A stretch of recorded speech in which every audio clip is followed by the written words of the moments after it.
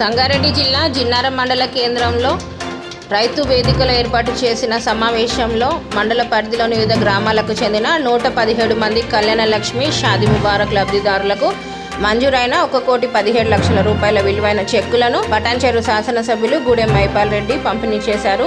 నిరుపేద ఆడపిల్లలకు కళ్యాణ లక్ష్మి షాదీ ముబారక్ పథకాలు వరం లాంటివని ఆయన పేర్కొన్నారు. ఈ కార్యక్రమంలో బొల్లారం మున్సిపల్ చైర్పర్సన్ రోజా బాలరెడ్డి, జిల్లా పరిషత్ మాజీ వైస్ చైర్మన్ ప్రభాకర్, జిన్నారం మాజీ ఎంపీపీ రవీందర్ గౌడ్, తాజా మాజీ ప్రజాప్రతినిధులు, కాంగ్రెస్ పార్టీ మండల అధ్యక్షులు వడ్డే కృష్ణ, సీనియర్ నాయకులు, కార్యకర్తలు పాల్గొన్నారు.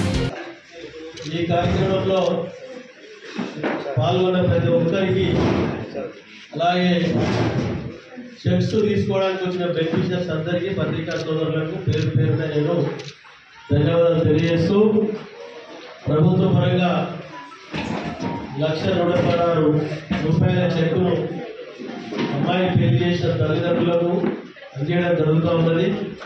పూర్తి స్థాయిలో కొడుకులు బిడ్డను ఏ విధంగా పెళ్లి చేసి ఆశీర్వదిస్తారో ఆ విధంగా ప్రభుత్వాన్ని ఆశీర్వదించవలసిందిగా పనిచేస్తూ, ఒక 5 మందిని మాత్రము ఎంఆర్ఓ గారు చెక్కులు లబ్ధిదారులకు పిలవండి.